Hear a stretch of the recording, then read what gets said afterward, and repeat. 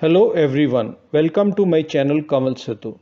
In today's lecture session, we will discuss Porter's 5 forces model.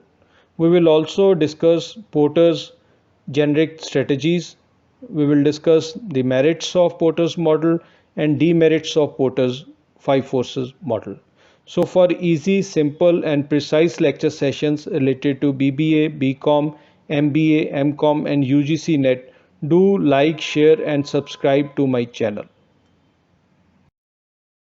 The Porter's five forces model was developed by Michael E. Porter in 1979. He was a professor at Harvard Business School. Porter's five forces model evaluates the competitiveness of a particular industry or a marketplace. It helps the business to understand what is the position of their product or service at any given time. It analyzes the competition, the suppliers, the customers, the substitute products, and the entry of new business firms. So we can say that Porter's five force model mainly focuses on complete industry analysis. The company can make use of this model to explore new product development ideas and to evaluate the investment opportunities. The complete study of Porter's five forces model will help the businesses to get answers to these four important questions. How the companies are able to sustain in different business environments. How can company increase its competitive advantage? What are the external forces that are affecting your business? And what is the current strength of the company with respect to its competition? So if the company is able to get answers to these questions, then it can easily sustain and grow in any kind of business environment.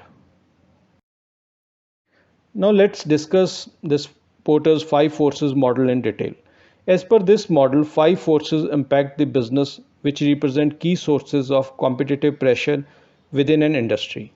The first force according to this model is the competitive rivalry, which mainly focuses on the type and strength of the competition. It indicates how many rivals do a business have and what is the quality of their products and services as compared to your own products and services. So it basically compares the quality of company's products and services with its competitors. When there is high competition, the firms attract customers by aggressive marketing and promotional campaigns and by cutting down prices of its goods and services. But when competition is low, then the firm earns healthy profits as sales are more. The bargaining power of suppliers analyzes how much power a business supplier has and how much control it has over the potential to raise its prices. So this will impact the business profits directly. It also assesses the number of suppliers of raw materials and other sources that are available. The fewer suppliers indicates more power of suppliers. The business firms are in better position when there are more suppliers. The third force according to this model is the bargaining power of the customers.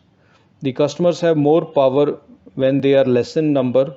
The buying power is low when the customers purchase products in small amounts and the seller's product is different from its competitors. We can say that number of buyers is low as compared to number of suppliers. Then the buyer power is more. The customers find it easy to switch to new products in this case. Then the threat of substitute studies how easy it is for the customers to switch from one company to another or to the competitors. The number of competitors, the price of products, the quality of the products and services are examined in this case. The competition can lower their prices in order to increase the switching of customers from other companies. The fifth force, according to Porter, is the entry of new firms into the market.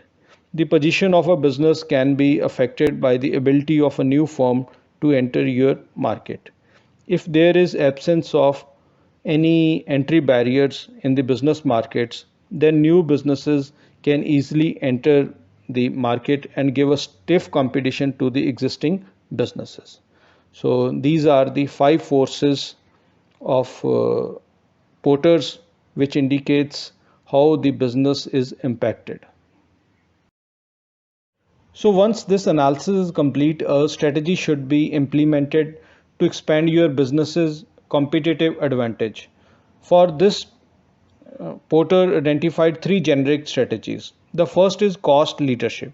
Under this strategy, the goal of a business is to increase its profits by reducing the cost while charging the standard prices, or to increase the market share by reducing the sale prices while retaining the profits.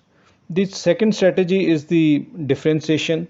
So in this case, the product should be unique and better as compared to your competitor. It requires deep research and development along with effective sales and marketing campaigns.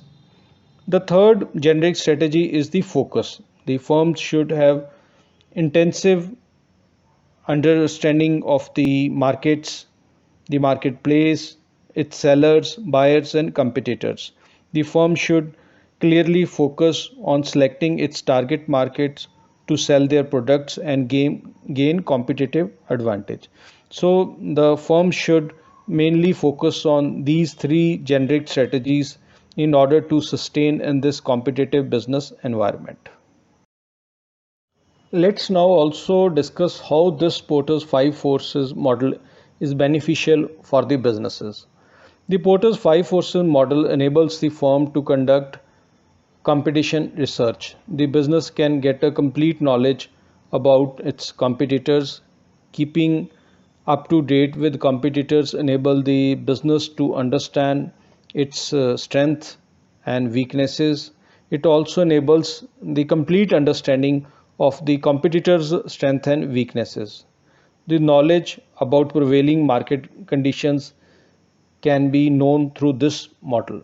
The Porter's five forces model also helps the firm to understand its strengths, weaknesses, opportunities, and threats, thus help in generation of more revenue and sales. Finally, this model also helps the business organizations in identifying of new markets where the businesses can be expanded. So these are the benefits of using Porter's five forces model. Before ending this lecture session, let's discuss the demerits or the disadvantages of Porter's five forces model. So this model basically suffers from many shortcomings. The Porter's five force model ignores the technology as a force impacting the business. Then some other forces like the government policies, the taxation policies, environmental impact are also ignored. Ignoring these forces can be a major setback for any business.